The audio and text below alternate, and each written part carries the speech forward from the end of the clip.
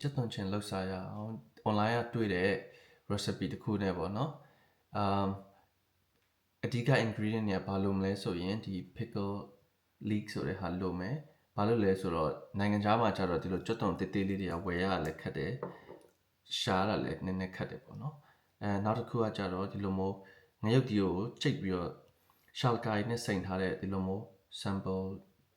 chili အဲ့ဒီဟာမျိုးလိုမယ်ပေါ့နော်ဒါကတော့အဆက်စားနိုင်တော့စားနိုင်တယ်လို့ကိုယ်များများထည့်ရမှာပေါ့နော်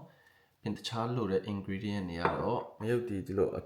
အတောင့်ကြီးပေါ့အရင်လည်းမဆက်တဲ့ဟာမျိုးအဲ့ဒီဟာမျိုးလိုမယ်ပြင်ဒါကျတော့စမောင်စပါးစီကိုလှော်ပြီးထောင်းထားတာဒါကနန်းနန်းစေးအမှုတ်ပြင်ဒါကျတော့ဝါကြောင်ဟိုအထုံစေးကိုမှလှော်ပြီးထောင်းထားတဲ့ဟာပေါ့နော်ဒါစားပြင်ခုနကပြောတယ်ငရုတ်ချင်ရယ်ပြင်ငရုတ်ဒီခွဲချမ်းမှုန်ပေါ့နော်ဒါကတော့ကျွန်တော်သုံးတာလို့ဟိုဂျိုရီယာဟောက်သုံးတာတော်တော်လေးလက်ဆက်တယ်ပေါ့နော်ဒီဟာကတော့အဆက်မစားနိုင်တဲ့လူတွေဆိုရင်တော့ဒီဟာမထည့်ပဲနဲ့ဒီငရုတ်ချစ်တစ်မျိုးနဲ့နဲ့ဆိုလဲအဆင်ပြေတယ်ပေါ့နော်โอเคဒီငရုတ်ဒီကိုတော့ဟိုကြိတ်လိုက်မယ်ပေါ့နော်ကျွန်တော်ကတော့ကြိတ်လိုက်မယ်အကုန်လုံးရေးစစ်ထားတဲ့ခုနကျွတ်တော်ဖူးတွေရယ်ပြီးွားရင်ငရုတ်ဒီမှုန်ရယ်ပြီးရင်စပုံးစပါးစီစားလေးနဲ့နဲ့လေးပဲပြီးွားတော့ဝါချောင်းပြီးရင်နန်းပင်နန်းစေးအမော့ပြီးွားရင်ငရုတ်ချင်အချင်းနည်းနည်းကြိုက်တယ်ကိုကအရင်နည်းနည်းပါကြိုက်တယ်ဆိုဒီနေရာမှာဟိုထည့်လို့ရတယ်ဟုတ်တယ်တော့ရှောက်ကိုင်းနည်းနည်းထည့်လို့ရတယ်ပြီးွားရင်တော့ခုနကချိတ်ထားတဲ့ငရုတ်ဒီအတောင်ရှိတမတော့နေလိုက်မယ်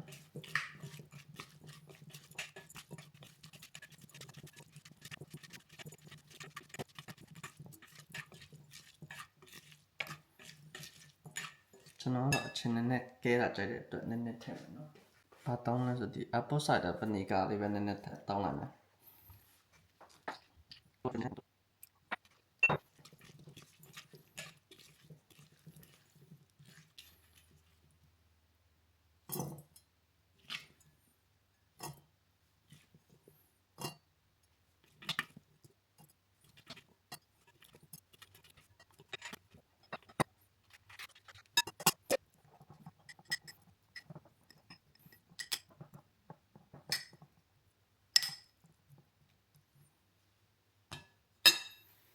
ပြီးရင်ဒီနှက်ခမ်းဝမှာပေးနေဆိုရင်ဒီပေးနေတဲ့ဟာလေးတွေကိုတစ်ခါလေ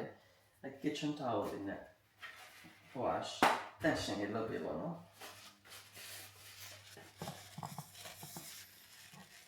အဓိကတော့မှုတ်တက်မှာဆိုလို့ပေါ့နော်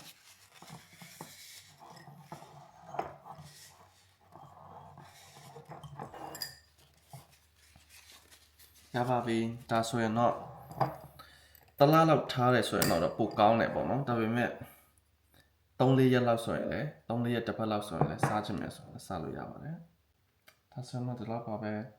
နောက်ဗီဒီယိုတွေကြမှာပဲပြန်တွေ့မယ်တတား